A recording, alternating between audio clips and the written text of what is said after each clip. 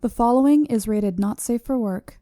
It contains strong language, adult situations, and lots of spoilers.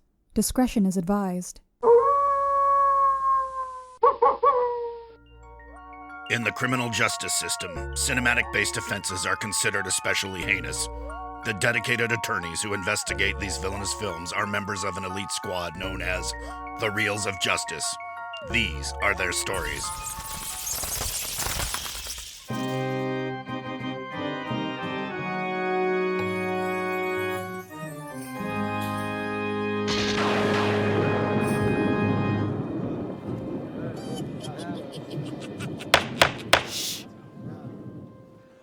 Order, please, order. The Reels of Justice, Hell on Reels, is now in possession. Grudge Ryan, the unfriendly ghost, Luis Rodriguez presiding. We all please dies for the horrible Grudge Rodriguez.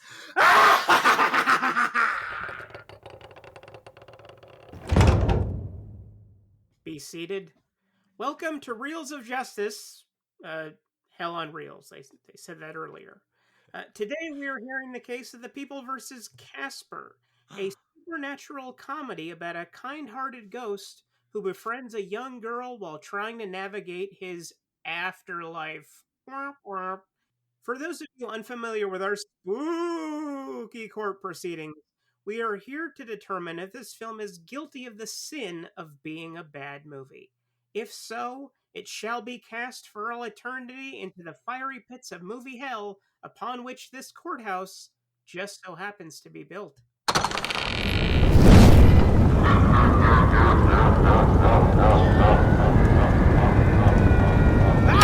you for getting that there. Mr. Big Ben Haslar, you are representing the prosecution. You may present your opening statement. Thank you, Your Honor. Members of the jury, the accused sitting before you is a master of deception. Pay not your attention to its doe-like blue eyes and its fair complexion. Too fair, really. It asks you to judge it as a harmless children's film, which might be akin to an insanity plea or getting tried as a juvenile in our court. But no, gentle jurors. That is not the way to judge this film. We should judge it for what it is, and that is as a failed attempt at a Ghostbusters spinoff. Oh yes, the dots are right there for us to connect. There's obviously the cameo by Dan Aykroyd, who couldn't be bothered to shave his mustache, of course, but the evidence is deeper than that. It's plain to see, for anyone who's read Tobin's Spirit Guide, as I have, that Whipstaff Manor was constructed by Ivo Shandor, or at least one of his disciples of his cult, which the McFaddens were clearly members of in an attempt to incarnate Gozer the Gozerian, just as Shandor attempted to do at 550 Central Park West, the apartment that Dana Barrett and Louis Tully would eventually inhabit. Look at the construction, the secret rooms, the spiral tile work, the metal beams, most likely of the same selenium core girder construction to channel and amplify spiritual energy. Then there's that hidden laboratory with the machinery that thumbs its nose at the rules of God and is a much more advanced nature than someone who builds Doc Brown-esque grooming machines and breakfast machines could accomplish. No, this man had help. That help could only have come from the cult of Shandor. And while this film would have you believe that he invented the Lazarus machine to bring a son back, I say to you there's no way he could achieve that much that quickly. This machine was already under construction as a means to incarnate Gozer or the Destructor or both, assuming he could manufacture enough of that, spirit juice or whatever that red stuff was. Further, the ghosts, particularly Casper's uncles, Stretch, Stinky, and Fatso, bear notable resemblance to Slimer, wouldn't you say? Not just in appearance, but in choice of names. Slimer, a manifestation of gluttonous energy, and the ghostly trio, Torment Humanity, both reflect the result of Shandor's influence on the spiritual world. And which ghost is in that iconic No Ghost logo? Yes, it is clearly Fatso, most likely pulled by Ray Stantz from a depiction of the ghost in Tobin's Spirit Guide, which would explain why he vacated that mansion so quickly. The evidence is right there before you, so we must not judge this film on terms of Rocky and Bullwinkle, but on the terms of Ghostbusters Afterlife. Well, I'm convinced. Wow, way to room 237 that shit. Good job, Ben. Thank you, Mr. Haslar. Appearing on behalf of the defense is Ms. Maisie Culver. Please present your opening statement. Ladies and gentlemen of the jury, today I am here to defend my sweet, innocent, and dare I say, friendly client, 1995's Casper from the frankly libelous accusation that it is a bad movie. The prosecution might try to point out the plot holes or the total lack of realistic physics, its similarity to pre-existing Ghost franchises, or perhaps they will point out that Casper is, as Reddit calls it, fucking horrifying and the darkest children's movie of all time. And to that I say, yes. And that is exactly why it is perfect. I rewatched Casper for the first time since my childhood a few years ago and had forgotten just how batshit this movie is. Problematic star-studded cameos, an emotionally negligent father made lovable by a cardigan and glasses, and multiple profound mediations on death. What other children's Halloween movie has the stones to go where Casper did? Which is why it has become one of my favorite and staple Halloween rewatches every year. Personally, I would agree with the YouTube summation that this movie is a beautiful, haunted mess. So I, as the defense, am here to prove that not only is Casper not just not guilty of being a bad movie, but that it is a Halloween classic that every contemporary, family-friendly Halloween movie should learn from.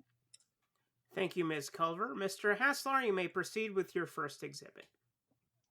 Yeah, let's dive into how this is a kids movie and it's how out there it is. I don't see that as a good thing, because this is not a kids movie. I mean, it is a kids movie in that like the humor is base, it's dumb. We have Eric Idle doing the dumbest of gags for the simplest of children, like saying he's armed only to pull out a phone, have it ring, and then it's immediately forgotten about. We have puns like "this sucks" when talking about a vacuum. We have faces stuck in plungers. There's a whole roller coaster thing with the Doc Brown shaving thing and Eric Idle in armor all of a sudden and then out of armor in a matter of seconds for the sake of kids comedy. So all that is there for kids. But it also goes weirdly out of its way to insinuate that Kat, played by young Christina Ricci, is sexually active for no reason at all, really. And Casper, too, exudes some creepy sexual energy that I'll eventually get into. And as an adult, do we really belly laugh if we're watching this with our kids? It's the pointless cameos, like when Clint Eastwood shows up or someone intellectually distinct from the Scaretaker make an appearance. The cameos are when like the people in Hollywood truly pay their booze. God, I miss the bailiff.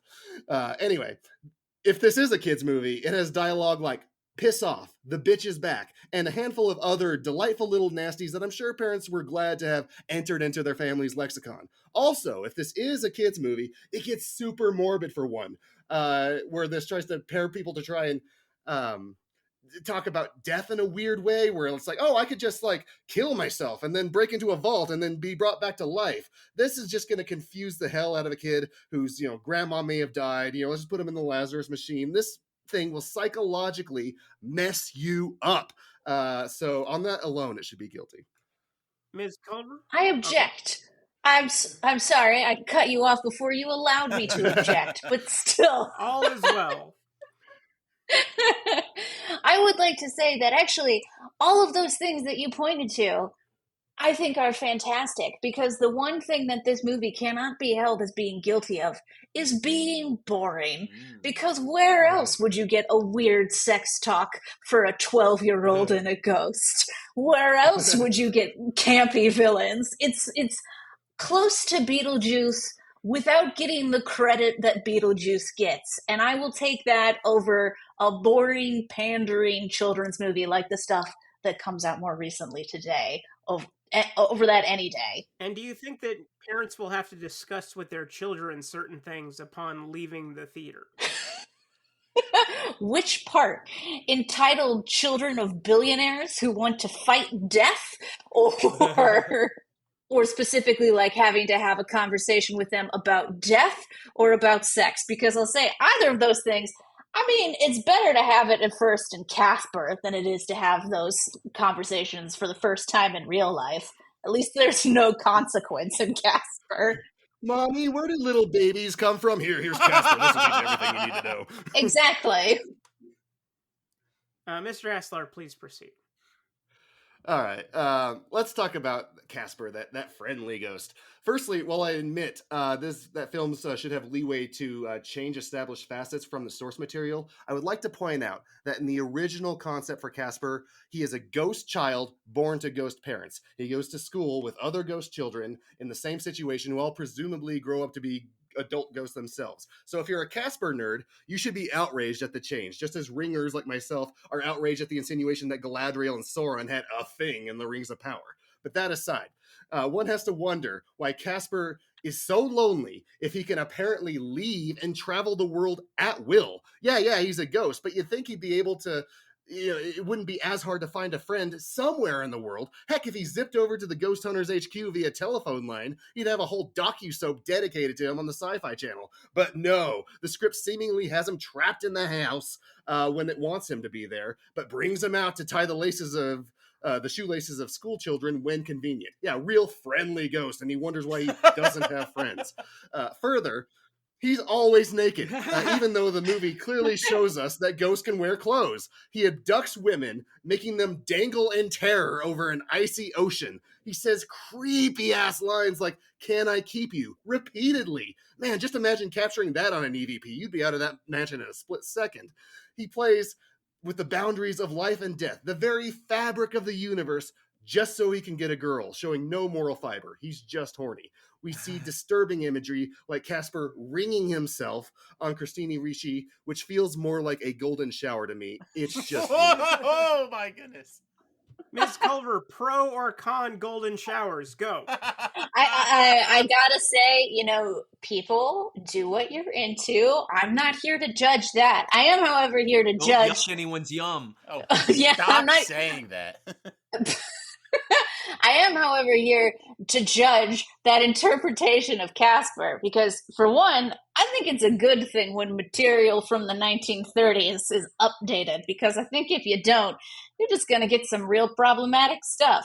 And two, I think there's a crucial lesson for children to learn, which is that, hey, creepy behavior when it comes from somebody cute is okay.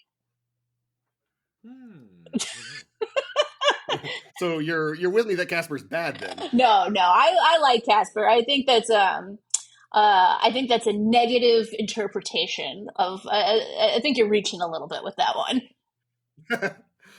That's what they pay me for. Wait, you're getting paid? Reach. I'm not getting paid. Yeah. Shut up, guys. No. Lastly, I would like to address some of these plot holes. There are a few too many of them and contrivances for this movie to pass muster. This vacuum, just as good as a proton pack. These ghosts can go through walls. They can fly right through them, but not through a vacuum bag. What is up with that? There's this dress that Kat picks out as something that will make her look appealing to a boy in school that would not fly. This is the 90s, not the 1890s. That kind of thing is only cute in Little House of the Prairie. And what is even with this girl that hates Kat? Does that plotline make any sense at all? She has her boyfriend, S-Cat, out to the dance as some sort of precursor to a Carrie-esque prank or something. Oh my god, she actually believed you? Like, no way. Then their whole plan is to dress up in costume as a ghost to scare people at a Halloween party. Like that's the time where you would expect a ghost costume to show up. Like that's like what you need to enter the premises. I never understood what their whole goal was, why they even had the boy ask her out. It goes nowhere. But perhaps the biggest writing mishap comes from Bill Pullman's wife as an angel. She comes in as this big deus ex machina to give this character some closure. But here's the thing. There's nothing really in the story that enables her to do so. She could have come at him at any point in this story. He's ruining already their daughter's life by dragging her around the country and not letting her form any real social skills because he's trying to find her. She sees this, apparently, but it's only when three ghosts mention that he's a little sad that she gets off of her celestial high chair to go make a visit. And then further, she makes Casper human, but he can still fly for... what reason? This isn't really a happy ending. It's just contrived out of nowhere. There's lots of rules that they just make up on the fly. It's lazy writing in a dumb way to end your movie. It leaves you with nothing. So guilty. And I rest my case. Ms. Culver, unpick these nits. Okay. All right. Then I will start off of that with my first exhibit, which is the performances. So I want to say that this movie is filled with so many slept on, incredible performances. And I would like to start with our underappreciated icon, Kathy Moriarty, as Kerrigan Crittenden. I mean, she's a campy femme fatale who deserves to live in the same canon as Debbie from Addams Family Values and Delia from Beetlejuice. I think that Eric Idle is brilliant as a secretly bitter manservant / maybe boy toy. It's not really clear what he's doing. I also love the three uncles who it is impossible to pin down what era any of them are actually from. And obviously, a huge shout out has to go out to Bill Pullman, who makes you care about a character who is arguably at the same time the world's worst father. He drags his mourning daughter across the country searching for ghosts to therapize, while also being shocked to find out that ghosts actually exist. Not to mention, there is, of course, as you mentioned, one of the most painful versions of the talk that I have seen in a movie. Plus, Christina Ricci and Malachi Pearson are the emotional heart of this movie. And Christina Ricci has complained about this performance, and she still got me to care. So as strange as everything is, because there's so much real emotion behind everything, I found that to be a huge part of the buy-in and the longevity of this movie. We got a talented cast. Kudos to the casting director. Eric Idle is way too talented to be in this movie, and he knows it. But I don't think that any of these people are going to be using the clips from this movie as their sizzle reel when auditioning to further pictures. I think Bill Pullman, he'd be pulling from other things he did, like Independence Day or Spaceballs, before reaching out to Casper. Like, remember that thing I did, that duet where I sang with three ghosts? Wasn't that cool? That's not going into his sizzle reel. None of this is. Ms. Culver, would you care to move on to your next exhibit? Yes, but also I disagree, because I believe that Bill Pullman would use this in his sizzle reel, but he would use the ghost version of himself. I was just thinking that. I will yield to the defense. That is a solid point. Thank you. Okay, so on to my exhibit B, which is the effects and how this movie has aged. Okay, this movie is upsettingly nearly 30 years old. And I genuinely think that the CGI looks better than some of the movies coming out today. Like, contemporary movies, hang your head in shame. Siskel and Ebert were among the few, if the only, critics of the time to recognize the genius of this movie, and they credited the effects. But because these ghosts look kind of cartoonish, they still look real decades later, and you buy into it. I also think the sets are incredible. The striking red spiral floor. There's a secret Frankenstein lab, a roller coaster, a Rube Goldberg breakfast machine. I think this movie is pure whimsy. And I actually think that a Casper ride would be more fun than a Haunted Mansion ride. Mm. Oh, you're going too far now. They had to have been planning that. Come on. Yeah, I can't believe they didn't do it. Well, different companies, Universal and Disney, but that's besides the point. Ben, please. Casper met Wendy. Okay, whatever. This film didn't generate enough money to merit any of that, so that should tell you something right there. They did make the right choice in only doing the CGI for the ghosts themselves. And practical effects for everything else, right choice. The problem is the ghosts aren't consistent, because while I do believe Casper, Stinky Stretch, and Fatso, I don't believe any of the ghosts that have clothes on. They do not look believable. Bill Pullman and that mad woman, like it's just like that black dress. That's not viable. That is very cartoonish and bad CGI. And as for this roller coaster, it's fine. It's good practical effects as a Frankenstein lab, whatever. But we're still meant to be under the impression that one person did all this, which doesn't add up. Which brings me back to my Gozer point. Okay. Ms. Culver, any further exhibits? Yes. So I guess my final exhibit, I have more, but you did 3, so I will keep it to 3, so I don't keep you here for No, you can do more. Oh, okay. Then I might do more. Go do as many as you like. Okay. So then my next exhibit is the tone. And I think the biggest takedown people have of this movie is the tone. And I would like to explain why I love the tone. I think the way it switches from fun to scary to actually quite depressing keeps it interesting, and shows that this movie had more faith in the emotional maturity of its audience than the critics did. I personally loved the exorcism montage at the beginning with the Dan Aykroyd cameo. Who are you going to call? Someone else? Delightful. Derivative? Maybe. I don't care. Didn't shave his mustache. And the place where people really bag on this movie is the darkness. And I will admit, a little kid talking about how he died because he played too long in the snow and how it drove his father mad with depression is heartbreaking. Not to mention that Kat's father dies because he gets drunk with people who are trying to hurt him because he's so depressed about his dead wife. It is truly a kick in the stomach, but at the same time, I think that's why I remember this movie after seeing it as a kid. It's so strange to have that kind of a swing that it sticks in the brain. Yeah, it does go there. It is unashamed in what it does. But the problem with your argument, I think, is that you're viewing it as your eyes now. You're an adult now. You can swallow all of this, all the darkness, all the kid dying of pneumonia.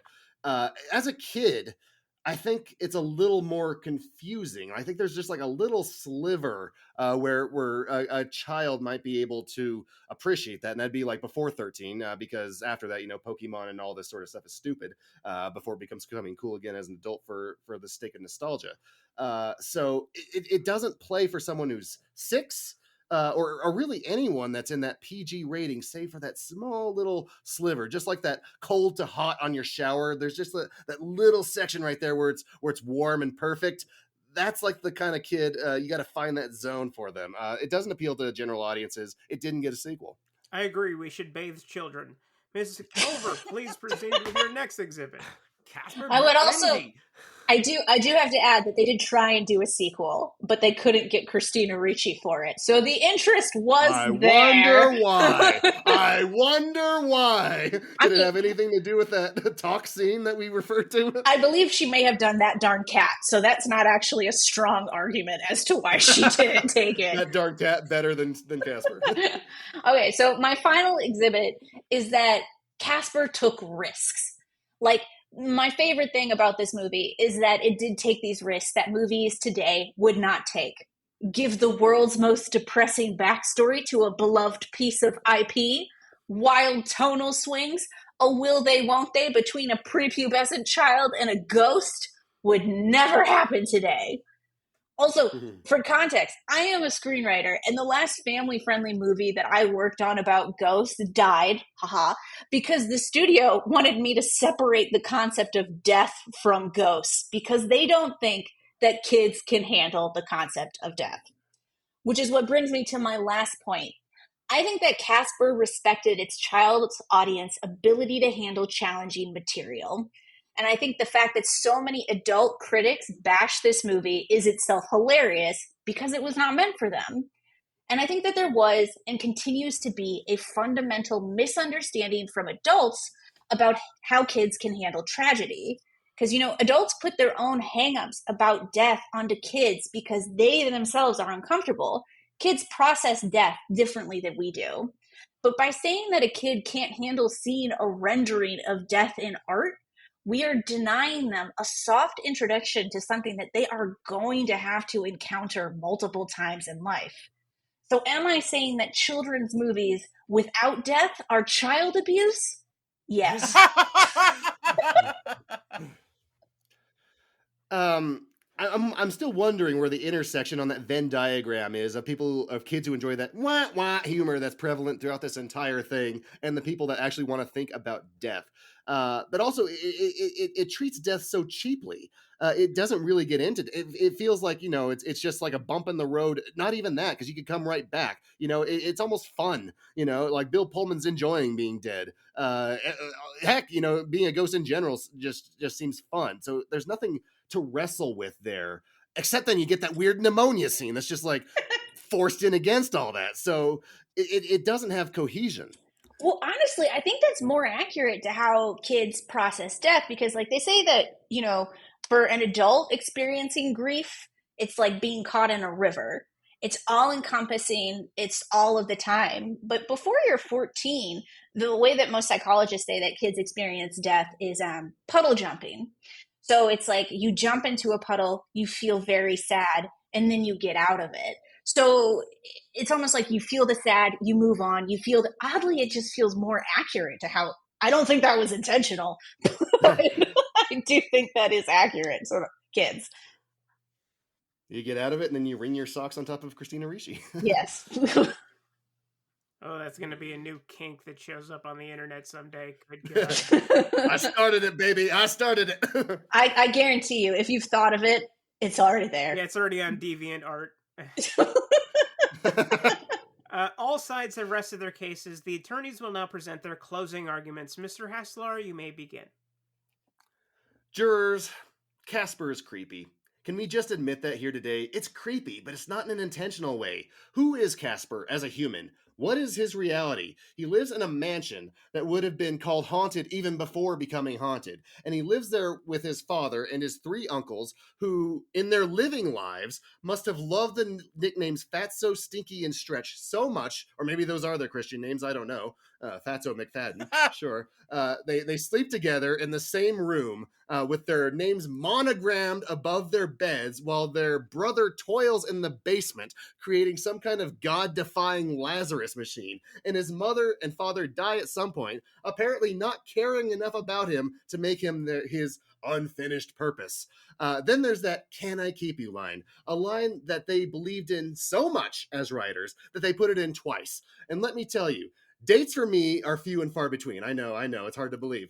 So when a woman is willing to sit across from me in public for more than 30 minutes, my actions are crucial. The timer is ticking to sell this bald, damaged man you see before you. So I pulled a line from my old pal Casper. I whispered, "Can I keep you?" And within a matter of seconds, I was staring at the business end of a pepper sprayer, my eyes on friggin' fire, and I'm rolling left and right, knocking down chairs and stools from the floor, screaming, "Ah! It was from Casper! It was from Casper!" The point is, ladies and gentlemen of the court, Casper is creepy. He wants to keep women, presumably chained up in his bed that he floats next to, naked. Remember, ghosts can generate clothes. They can and do. His nudity is a choice, and he keeps them in order to watch them sleep in his mother's dress, which is even more disturbing. Yet, he can never make a move because he has no ghost genitalia and is perpetually prepubescent. And I think there lies his true motives that inspire his madness. There he sits, just on the cusp of satisfaction, but never being able to attain it. His business will remain unfinished, as it were. And these are the thoughts I want to imbue. Are these the thoughts we want to imbue on the younger generation? Think about it, won't you? Thank you. Good God. Oh, man, it's even better than when he sings. Ms. Culver, please present your closing argument. What's it like to die? Asked one child to another dead child in a movie explicitly targeted at children. Would this happen in any other movie except Casper? Absolutely not. Except maybe The Orphanage, but that's going for a very different vibe. My point is that Casper is a gem of a weird movie that was not nearly appreciated enough in its time, at least not by adults. As the years have passed and those children have aged, except somehow me, Casper has gained a new reputation as a creative, fun, strange, and ultimately beloved movie. Because Casper respected those kids continue to still respect Casper. And so, ladies and gentlemen of the jury, to close, to find Casper guilty is to damn us all to a life of banal, children's Halloween movies that take no risks. Do we really want to live in a world of Halloween movies that don't try and traumatize children safely so that they're less traumatized by reality later? I know I don't. In fact, I would rather die a slow death after playing in the snow for too long only to drive my father so insane that he builds a machine to reanimate the dead only for him to also die before he can use it. And I'm pretty sure that we all feel exactly that way. Thank you. Exactly. That's a key word there. Exactly. Hey, Your Honor, you're supposed to be impartial. Oh no, I'm not promoting it. I'm just saying exactly is a very, very specific word to use in that case. Thank you both, members of the jury, Mr. Dylan J. Schlender, Mr. Maynard Bangs, and Mr. No Nickname Ryan Luis Rodriguez. Oh no! You have all heard the spooky facts concerning this case. It is now up to you to determine if this film is guilty of the sin of being a bad movie, and will therefore be condemned to the depths of movie hell. The caretaker will escort you to the deliberation room to render your verdict. Right this way! You know, in my experience, most ghosts are friendly. There's no punchline here, I'm just friends with a lot of ghosts.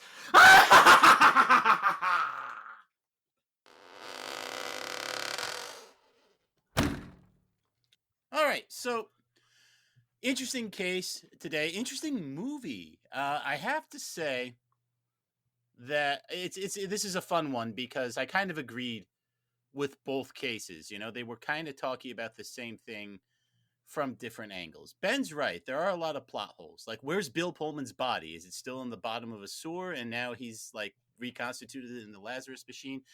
Why does his wife have magic powers? I mean, to me, the answer was always there's that one vial of Lazarus fluid that's not quite full. Casper can use that and be human for like 2 hours. Bam! So much easier than a magic ghost angel. But let me focus more on the case here. What Maisie was saying was really speaking to me because I was one of these kids who did like Casper a lot growing up. I saw it when I was 8 years old for my birthday. A whole bunch of my friends went to see it. We saw it in the theater, and I do remember it sticking with me. I don't think it was traumatizing or inappropriate at all when I from that age watching it. I just knew that I always really enjoyed it. And so I don't think this is like a controversial, weird kind of movie the way other people are seeing it, because I've never viewed it like that, you know. So I do enjoy this movie, and I do think we had two strong cases on our hands. But Maynard, I would like to hear from you. Well, I also had the benefit of seeing this as a kid, and I remember really liking it. I don't think I had it on VHS. I know it had that nice clamshell. It did have a clamshell, yeah. It did. But I don't think I owned it. But I feel like I watched it, and like when it was the hot movie for that year, like if some aunt had it or else, I'd be like, yeah, put on Casper. It was a solid movie. If it was on TV, I'd catch it. And I forgot all about it. So kudos to Maisie for reminding me about it, because I had a lot of fun watching it. I think about it a lot.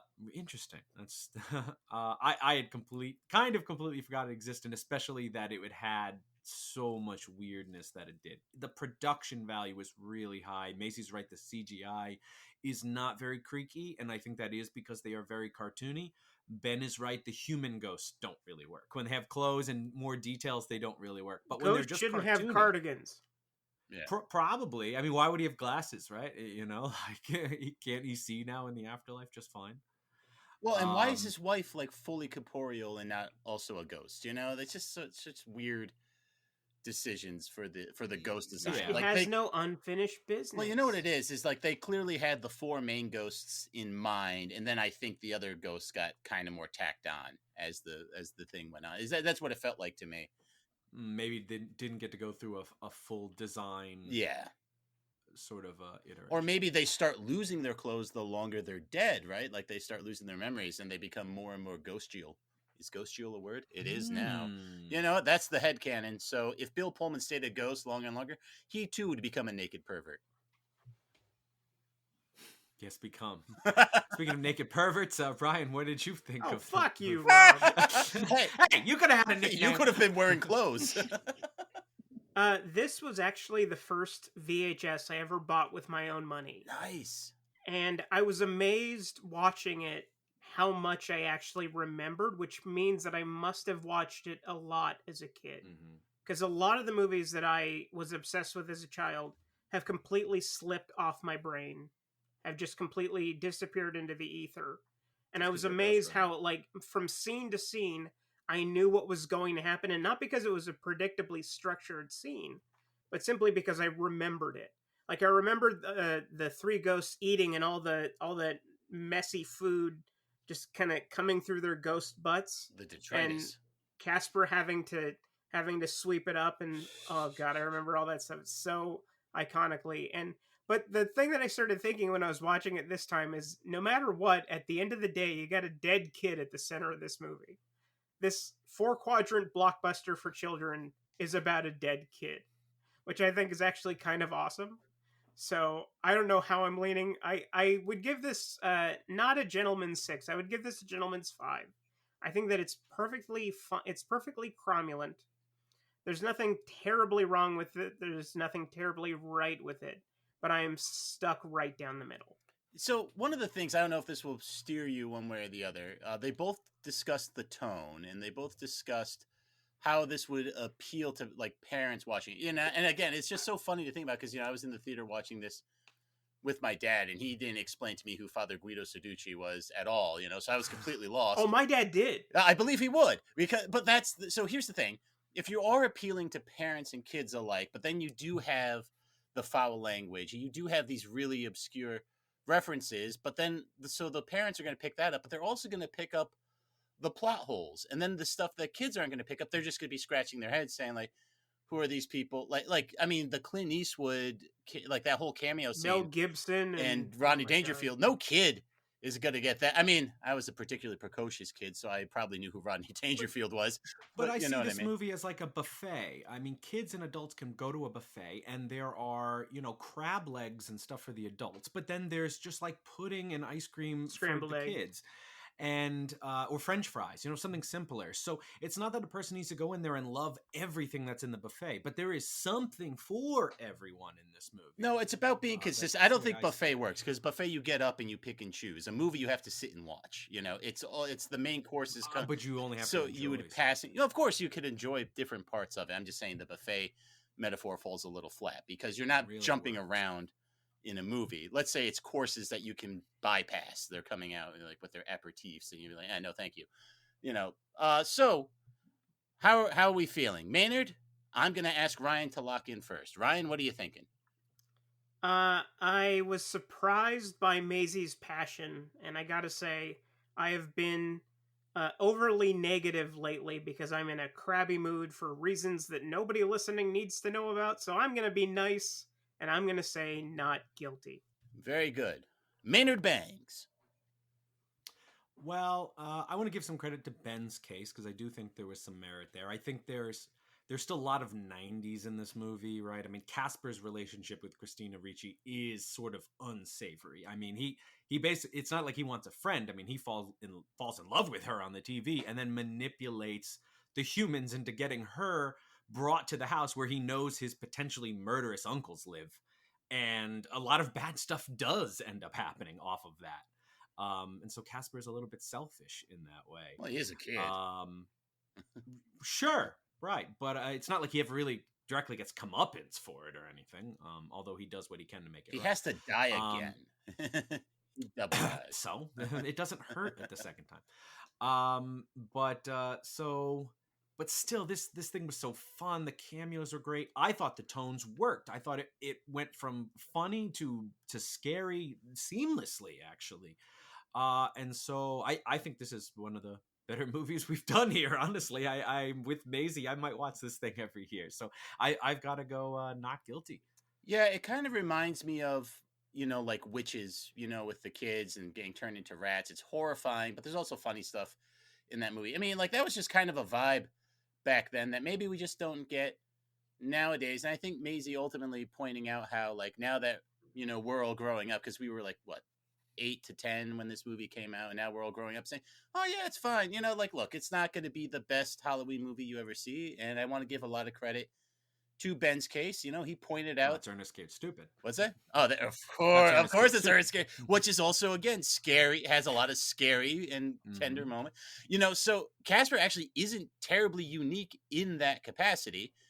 And again, I want to give Ben credit. He pointed out a lot of the flaws of the movie, like if you don't really stop and think about it, you might not pick up on the kind of the weird relationship that's brewing, but ultimately I do think it ends up working. I do think it's successful in the tone it's going for. So at the risk of making it unanimous, I'm going to go not guilty as well. And it is unanimous. Yeah, very rarely does it happen. And I actually agree with you, man. I think this is one of the better movies we've talked about in a while. So let's get out there and tell that very handsome judge.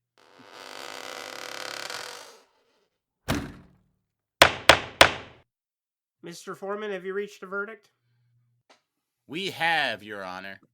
In the case of the People versus Casper, we find the defendant not guilty of being a bad movie. Never cheer. The verdict is so rendered. Casper is hereby spared from the depths of movie hell because even this court doesn't torture children. Court is adjourned. All right. Wait, is that a rule? So far. Is it a bylaw? I'm worried. Hey, we'll put the good son on trial one day.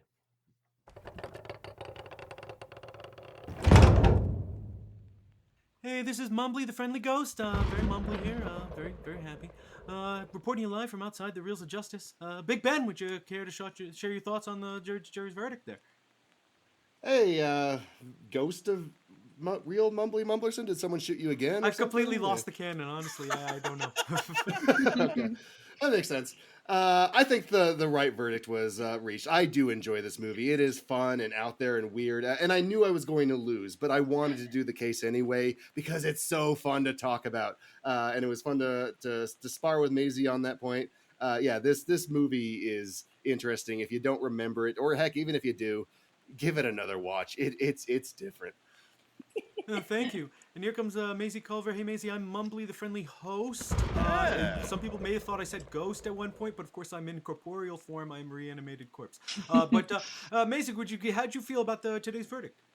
You know, I think justice was served today. Obviously, I have to commend the prosecution for going that deep on Ghostbusters theories, because I don't think I've ever heard anybody go that deep on a Ghostbusters theory. It was excellent. But, you know, I think, again, justice has been served, and hopefully this is the impetus for us to finally get a Casper 2 with Christina Ricci now and Casper still as a 12-year-old ghost. Oh, yes. It's not guilty. We don't want to get punished. Come on. Jenna Ortega is free. I guarantee it. Well, that's all we have from the courthouse today. Let's get back to the studio for post-trial analysis here. Mumbly, the friendly host. That's not Mumbly. That's Rick Moranis from Ghostbusters, and you know it, goddammit. My goodness. You know, Can you imagine? I am just... Can you imagine child Casper, like, still in love with, like, adult Christina Ricci in that Casper 2 movie? Oh, yeah. That will just, like, open up such a Pandora's Somebody's box. been reading my fan fiction. I can't believe this movie sits at 50% on Rotten Tomatoes. Like, because when this movie got suggested, I'm like, who hates this movie? And then you see, I'm like, what? Oh my God. Like, I've been living in a bubble. It deserves a 70. I think, come on. It should have a fresh. Absolutely. Yeah, I think it, and that's what this show is about. It's just like, why is that so low? I mean, half of people who saw this hated it? That's ridiculous. Yeah.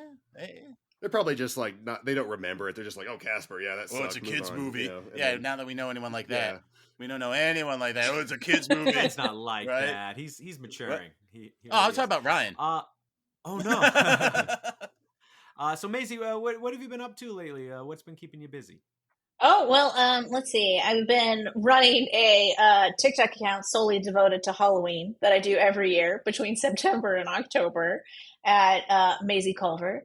And then a show that I worked on is actually going to air not this Friday, but next Friday. Actually, I don't know when this airs. So October... Might be next Thursday. Wait, no. October 18th. That's very soon. Oh, shit. It's in 3 days. No, it was like 12 days ago or something. It was last Friday. Oh, last Friday. Time is irrelevant. Watch Hysteria on Peacock. It is fantastic, and it's about the Satanic Panic. And I got my favorite weird childhood trauma into episode 3. So I encourage anybody to guess what it is, and then I will tell them. Ooh. Yeah. Well, that sounds... No, I remember you selling that the last time you were on. It sounded like a great idea. Yeah, that is how long it takes for something to make it to air. Dear God. Yeah, but it's the best system we've got. So is it a new season starting then? Is this going to be like season 2 or 3? Or? No, this is season 1. Season 1. I mean, okay. Yeah, it's been in development for a long time. The guy who created it wrote it a while back, and it's just writer's strike delayed it a little bit, and now it is coming out this Halloween. Oh, fantastic. So is it being dropped all at once, or do we have to do the installments? I think it's a dropped all at once situation. I hope they do that. Then people just crush it and binge it, and they post about it, and it gets. They better. Spoilers. No spoilers, people who do that. I know a guy. who Don't will tell me what Maisie's trauma is. I want to be surprised.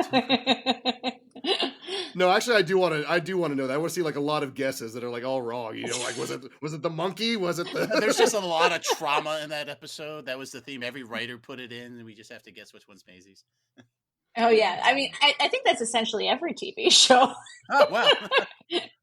What happened to that writer? Which of this is real? That's awesome. Now, we always ask for recommendations from our guests for movies that you think people should see. And since it's Halloween, we're looking for a spooky or horror movie or something like that. So what is a spooky movie that you think people should see? Okay, so this is going to be a random recommendation because I just watched it recently. And I also think that it ties into the Christina Ricci of it all. Mm-hmm. But I am going to recommend Cursed. You took my recommendation. Oh my God! Go ahead. I'm getting used to it. Oh, I'm so sorry. I was trying to think what is a great like Halloween kind of underappreciated classic that doesn't get recommended enough, and it is Cursed, which is a werewolf story with Christina Ricci and Jesse Eisenberg, and it's set in Hollywood. It's Kevin Williamson, and it is totally pretty bananas. Judy Greer's in it, Joshua Jackson, Wes Craven, and it's oh my God, and obviously Wes Craven, and it is such a fun watch. It's really like that kind of Halloween tone that you want, where it's scary, but it's still kind of nuts and really fun, and doesn't take itself too seriously.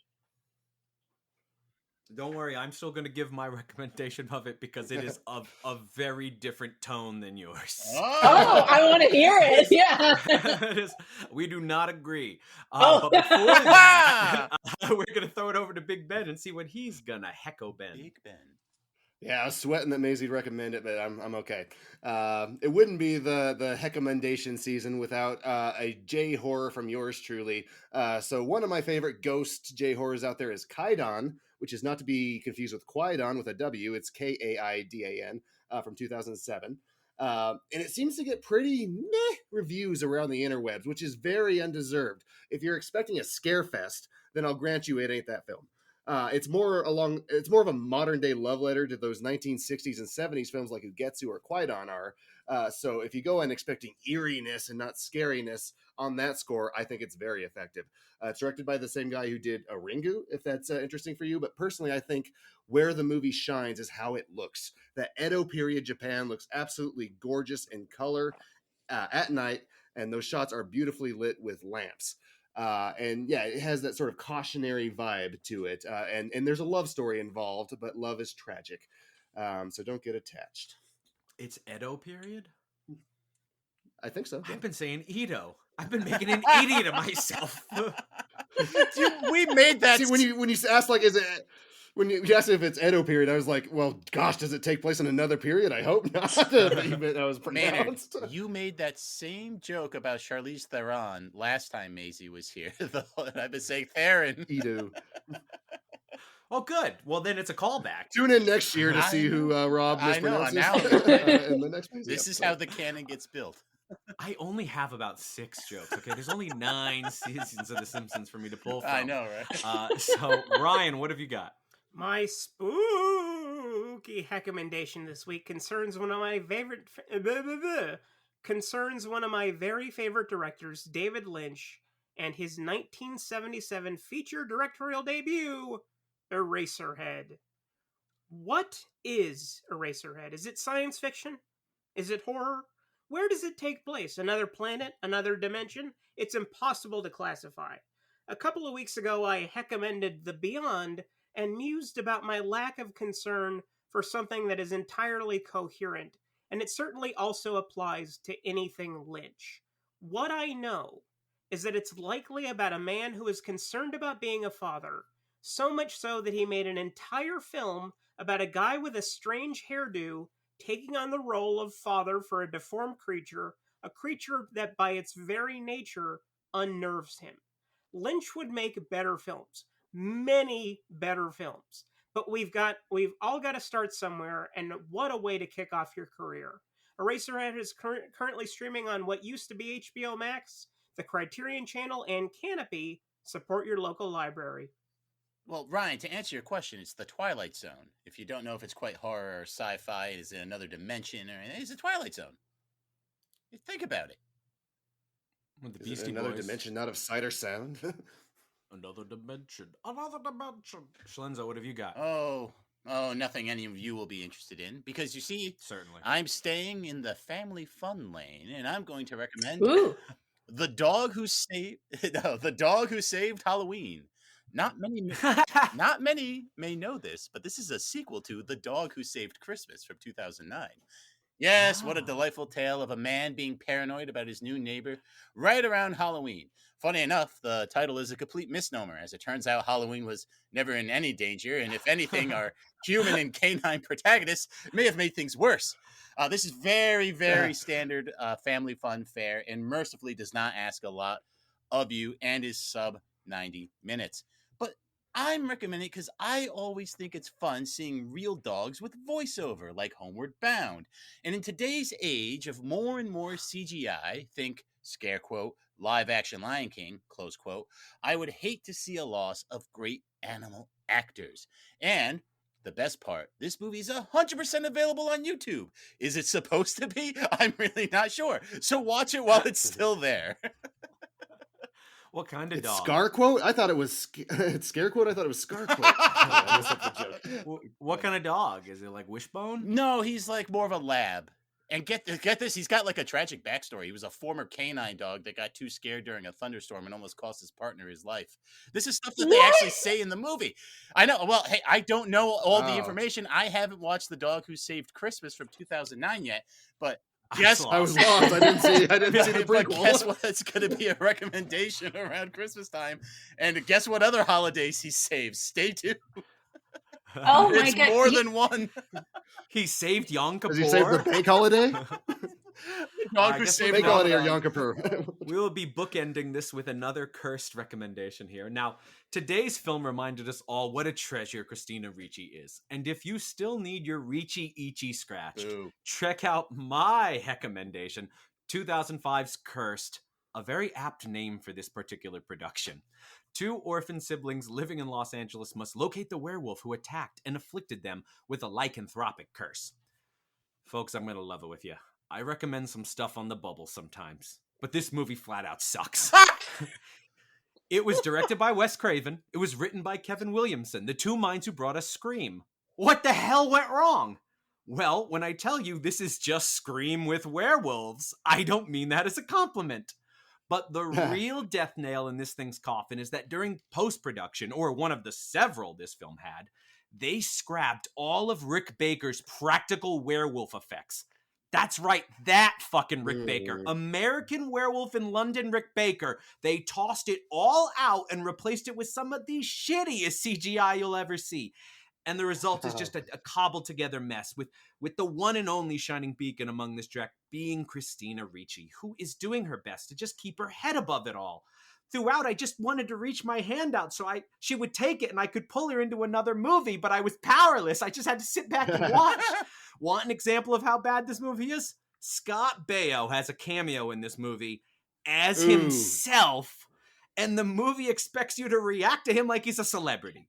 I'm sure Ben is asking himself, if you dislike this movie so much, why are you recommending it? Hey, if you dislike this movie so much, why are you recommending it? Simple. If I had to suffer through it, so do you.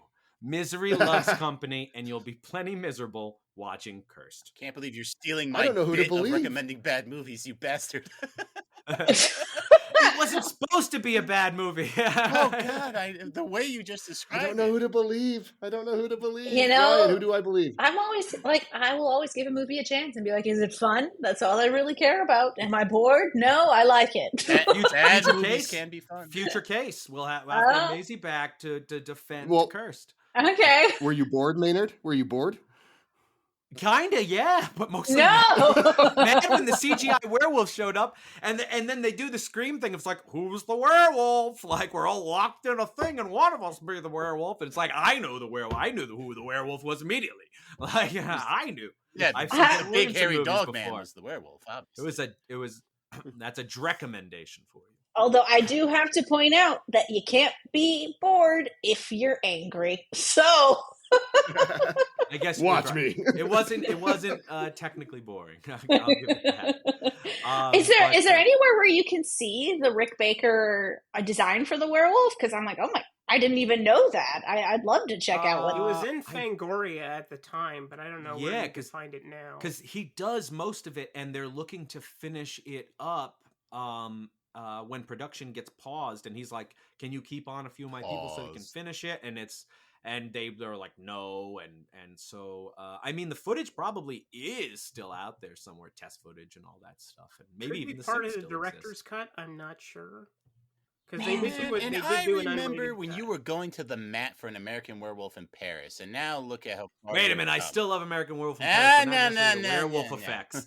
Not necessarily the werewolf Hypocrite! effects. Hypocrite!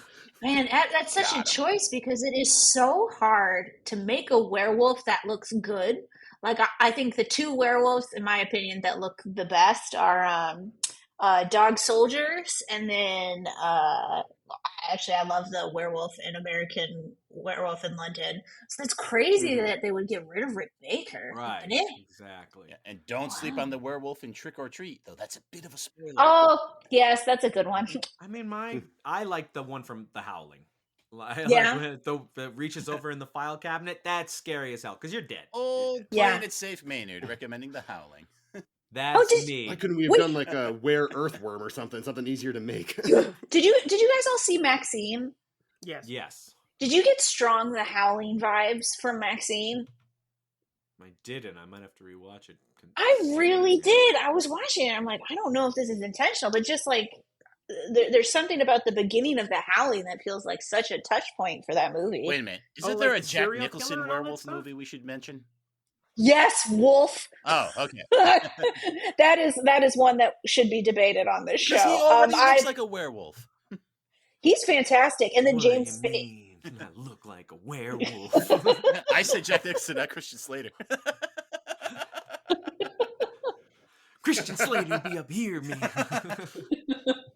A little more. Well, I think that's. I think we're all at a show. No. Now.